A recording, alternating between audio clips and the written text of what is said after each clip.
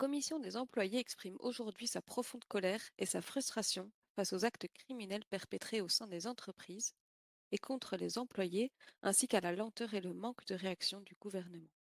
Ce ne sont pas moins de 10 actes criminels impactant des entreprises privées qui ont été relevés depuis la publication de la politique de sécurité le 25 septembre. Ces incidents récents mettent en danger la sécurité et le bien-être de nos travailleurs et nous ne pouvons plus le tolérer. Rappelons que le programme du gouvernement était de sanctionner plus fortement les actions criminelles sur zones denses réalisées hors quartier criminel.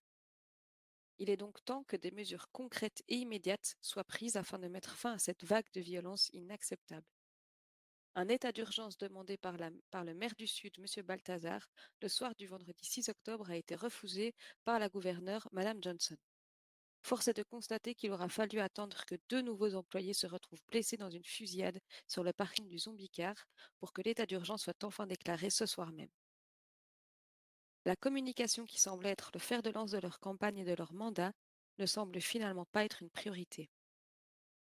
La promesse d'une rencontre qui devait avoir lieu il y a plus de 2 semaines entre le gouvernement et les anciens employés du Yellow Jack afin de parler de solutions face à leur licenciement n'a pas été tenue sous prétexte d'un débordement et de surcroît d'un oubli. Nous ne pouvons plus nous contenter d'un c'est prévu, nous travaillons déjà dessus. L'image que renvoie le gouvernement est un mépris général des entreprises privées qui sont uniquement vues comme des chiffres dans une comptabilité hebdomadaire. La commission des employés reste déterminée à défendre les droits et la sécurité de tous ceux que nous représentons et nous surveillerons de très près la réponse du gouvernement à cette situation. Nous n'accepterons plus d'être les victimes silencieuses de la criminalité et nous continuerons à lutter pour un environnement de travail sûr et sécurisé.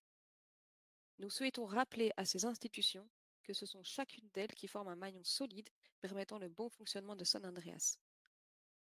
Chaque employé est essentiel à la prospérité de notre île. Il est de notre devoir de garantir leur sécurité et leur bien-être. La sécurité de nos collègues est notre priorité absolue et nous n'accepterons aucun compromis à cet égard. Les employés attendent plus que des paroles pour être protégés. Ceci était un message de la Commission des employés.